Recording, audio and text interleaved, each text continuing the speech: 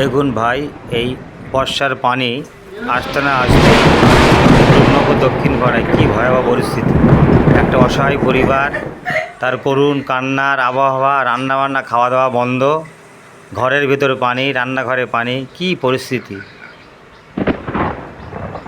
মানুষ কত অসহায়, খাওয়া দাওয়া হচ্ছে না, রান্না করতে পারছে না, পরিস্থিতি খুবই খারাপ।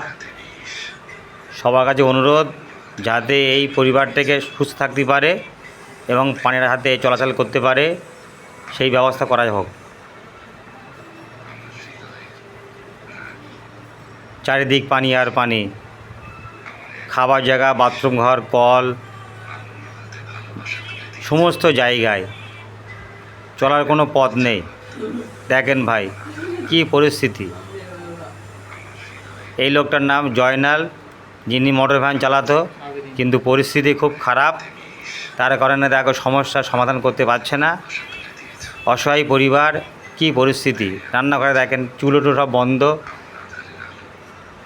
খাওয়া দাওয়া বন্ধ হয়ে আছে, দুদিন না খেয়ে আছে, কী পরিস্থিতি। আপনারা সবাই একটু দেখেন,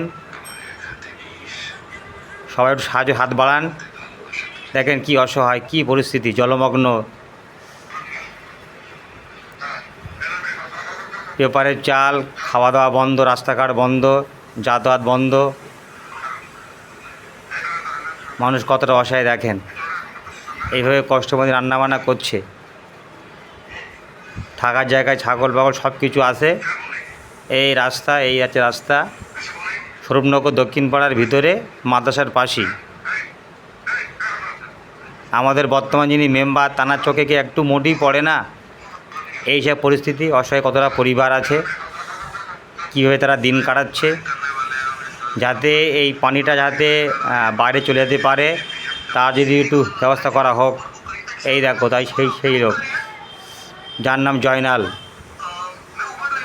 সর্দার।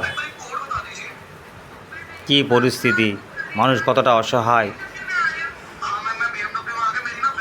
অল্প একটু পানি হলো, তার পরিস্থিতি এই হলো।